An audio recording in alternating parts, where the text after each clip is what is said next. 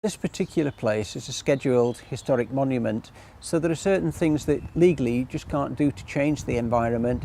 So what we've tried to think about is how we can do things differently, how we can use best practice from other areas, how we could explore new ideas. It's getting that balance between access and conservation, which for me has been the real challenge and some of the fun aspects of it.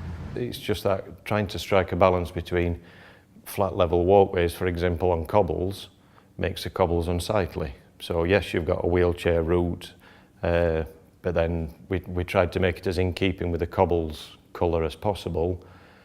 But then when we consulted with people that were short-sighted or blind, we were like, well, it's nice to have a contrast so that you can see the flat level walkways, so we ended up with yellow. It was quite interesting when we looked at the colours for the path in the first instance, and the first set of colours were just so bright compared to the surroundings that we didn't like that.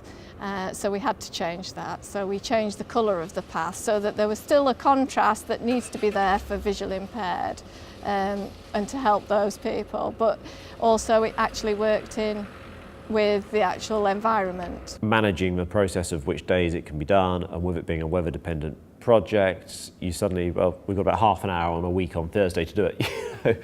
It's caused us one or two issues from that point of view, but you know, as I said, it's a small pain for a long-term gain. Hopefully those paths will be there forever, providing access for a number of people for a number of years. The fact we've had to juggle a few things around to get there is relatively insignificant. It's really helpful for me when I'm moving objects on the trolley, because when I used to be using the trolley and coming down the cobbles, all the objects were bouncing around, which is not exactly what they should be doing. Now I've got the path, I can put the trolley on the path and there's less bouncing, so the objects say thank you, as well as all our visitors. Having electric doors, not only is it really accessible for people in wheelchairs, it helps single mothers with a pram and a toddler, people carrying heavy loads.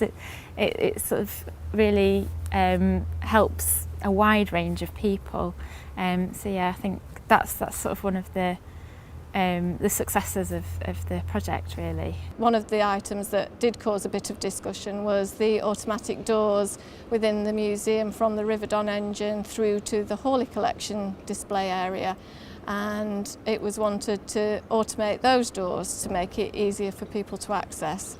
But all the mechanisms that would allow that to do would actually be triggered by the people standing in the Riverdon engine room watching it at demonstrations, which then would allow all the steam through from the demonstration room through into the display area where you've got metal objects. So actually that's not good for the objects. Putting the vision panel in the doors rather than automating them has been a compromise, and that's just an example of what you have to do. It's all a compromise, and it's about getting the best for the most people and the best for the museum as a whole.